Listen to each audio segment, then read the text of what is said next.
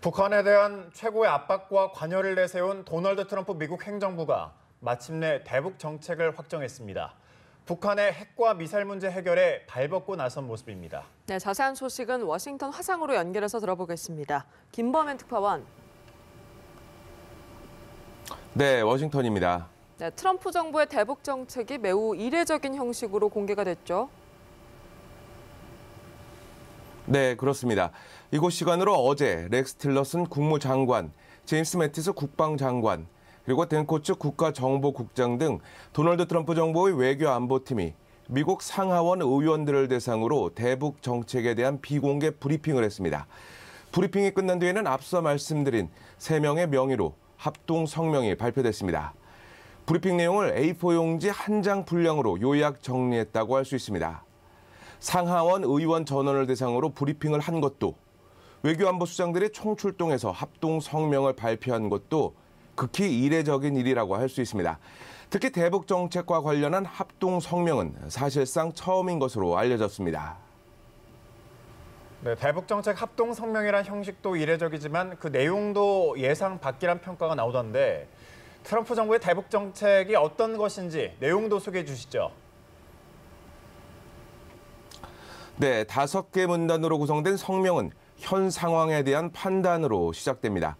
북한의 핵과 미사일을 막는 과거의 노력은 실패했고 동맹과 미국 본토에 대한 북한의 위협은 점증하고 있다는 평가를 실은 겁니다. 나아가 이런 북한 문제가 미국의 국가안보에 긴박한 위협이며 외교 정책의 최우선 과제임을 분명히 했습니다. 이어 크게 3갈래로 해법을 제시했습니다. 먼저 경제제재 강화, 외교적 조치 등 대북 압박으로 북한의 핵과 미사일 프로그램을 해체시킨다는 겁니다. 이를 위해 국제사회, 특히 한국, 일본과 협력을 강화해 나간다는 방침을 밝혔습니다. 또 북한과 대화의 문도 열어놨습니다. 미국은 한반도에서의 안정과 평화적 비핵화를 바라며 이를 위한 협상의 문은 여전히 열려 있다는 점, 그리고 대북 압박을 통해 북한을 대화의 길로 나오게 한다는 내용이 그것입니다. 마지막으로 북한의 위협에 미국과 동맹을 방어할 준비가 돼 있다고 내용을 담았습니다. 이제 북한에 대한 압박 작전이 시작됐다는 게 미국 정부의 입장입니다. 네, 그럼 하나하나 좀 짚어보도록 하겠습니다. 먼저 경제 제재 강화와 외교적 조치를 통한 대북 압박이 포함되어 있는데 어떤 조치가 시행될 수 있습니까? 네, 유엔 안보리가 이미 고강도 대북 제재에 착수한 상태죠. 우선 국제사회와 함께 안보리 대북 제재 결의를 충실히 이행하고 제재 수위를 높여나가겠다는 각오를 담았다고 할 수 있습니다. 대북 정책 발표에 앞서 트럼프 대통령은 제재 강화를 강조했었는데요. 관련 발언 들어보시겠습니다. The status quo in North Korea is also unacceptable, and the Council must be prepared to impose additional and stronger sanctions on North Korean nuclear and ballistic missile programs. This is a real threat to the world. 성명에 중국은 거론되지 않았지만 중국으로 하여금 제재 이행에 적극 동참하도록 한다. 즉 중국을 지렛대로 활용하겠다는 뜻도 내포된 것으로 보입니다. 여기에 미국의 독자적인 대북 제재, 동맹인 한국, 일본과의 공조 강화도 예상됩니다. 미국의 독자 제재로 가장 많이 거론되는 것은 북한의 테러 지원국 재지정, 북한과 거래하는 제3국 기업 제재, 즉 세컨더리 보이콧 등입니다. 또 외교적 압박으로는 유엔 회원국들이 북한과 외교 관계를 단절할 것을 요청할 수도 있습니다. 당장 이곳 시간으로 내일, 한국 시간으로는 오늘 밤 11시부터 렉스 틸러슨 미국 국무장관이 주재하는 유엔 안보리 장관급 회의가 열립니다. 제재 강화와 북한의 외교적 고립 방안이 논의될 예정입니다. 이를 통해 북한의 핵과 미사일 개발 야욕을 주저앉히겠다는 게 트럼프 정부의 구상입니다. 네, 그동안 트럼프 정부는 북한을 거세게 몰아붙였습니다. 그런데 이번 대북 정책 성명에 북한과의 협상을 포함시켜서 예상 밖이라는 평가도 나오던데 어떻습니까? 네, 선제 타격 등 군사 옵션을 공공연하게 거론해온 트럼프 정부는 대북 정책 성명에서 북한과 협상의 문이 열려 있다는 대목을 포함시켰습니다. 트럼프 정부의 모든 옵션에 대화 카드가 들어있다는 점을 확인한 겁니다. 우선 중국을 의식한 것으로 해석됩니다.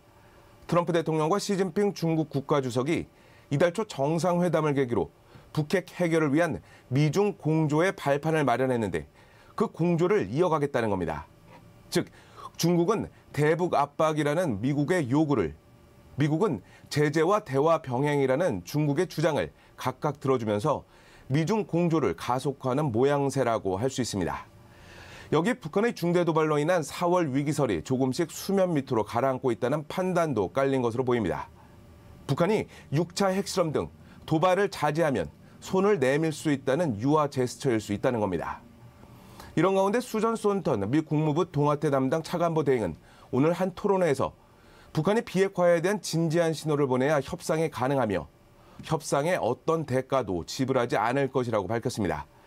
작년 대선 기간 트럼프 대통령이 북한 김정은과의 햄버거 대화를 거론했던 만큼 이번에 공개된 대화 카드는 어느 정도 예견돼 있었다고 할 수 있습니다. 네, 트럼프 정부가 한반도 해역에 핵 항공모함 등 전략 무기를 배치하면서 본격적으로 군사 옵션을 검토하는 게 아니냐 이런 관측도 나왔었는데요. 이번 성명에 군사 옵션이 빠진 것 같던데 어떻습니까? 네, 군사 옵션과 직결된 내용은 없지만 성명 가장 마지막에 미국과 동맹을 방어할 준비가 돼 있다는 대목이 포함됐습니다. 북한에 대한 군사적 행동은 후순위로 두겠지만 북한의 핵과 미사일 도발에 방어 태세를 강화하겠다는 뜻이라고 할 수 있습니다. 방어 태세 강화는 실행에 옮겨진 상태입니다. 지난 26일 새벽 성주 골프장에 전격 배치된 고고도 미사일 방어체계 사드는 조만간 가동될 예정입니다. 해리 해리스 미 태평양 사령관의 관련 발언 들어보시겠습니다. Which will be operational in the coming days and able to better defend South Korea against the growing North Korea threat. 핵추진 항공모함 칼빈슨 호전단, 핵추진 잠수함 미시건호 등 미국의 전략 무기도 한반도에 집결한 상태입니다. 또 미국은 어제 캘리포니아주 반덴버그 공군기지에서 발사 후 30분이면 평양에 도달할 수 있는 대륙간 탄도미사일 미니트맨 3를 시험 발사했습니다. 오래전부터 계획된 시험 발사라는 게 공식 입장이지만 미국 본토까지 위협하는 북한의 핵과 미사일을 염두에 두고 미국의 핵 억지력을 보여준 것이라고 할 수 있습니다. 네, 또 역시 이번 성명에는 담기지 않았지만 최악의 경우에 대비해 대북 선제 타격 등을 배제하지는 않을 것이다. 이런 말도 있던데요.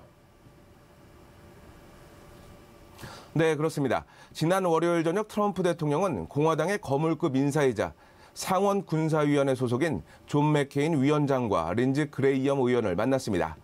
그 다음날 두 사람은 모두 트럼프 정부의 군사 옵션과 관련한 언급을 했는데요. 맥케인 위원장은 트럼프 대통령이 북한을 선제 타격하는 방안을 포함한 모든 옵션을 고려 중이라며 다만 선제 타격은 가장 마지막 옵션이라고 말했습니다. 그리고 그레이엄 의원은 북한 미사일의 미국 본토 타격을 막겠다는 트럼프 대통령의 다짐을 북한은 과소평가해선 안 될 것이라고 강조했습니다. 여기에 해리스 미 태평양 사령관도 대북 선제 타격 옵션은 많지만 공개할 수는 없다고 밝힌 상태입니다. 즉, 만일의 경우에 대비해서 대북 선제 타격 등 군사 옵션을 테이블에서 내려놓지는 않은 상태라고 할 수 있습니다. 지금까지 워싱턴에서 전해드렸습니다.